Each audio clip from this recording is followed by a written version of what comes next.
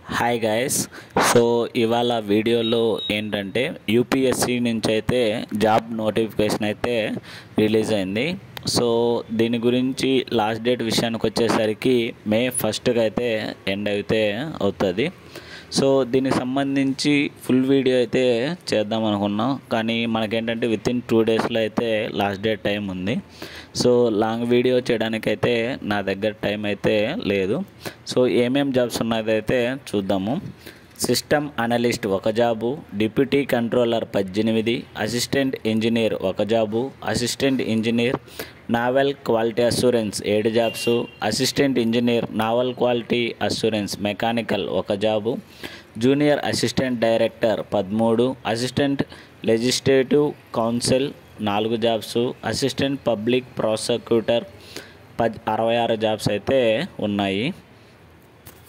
ఇలాంటి మరిన్ని videos and మరిన్ని అప్డేట్స్ కోసం please like, share and subscribe చేసుకోవడం అయితే మర్చిపోద్దండి గైస్.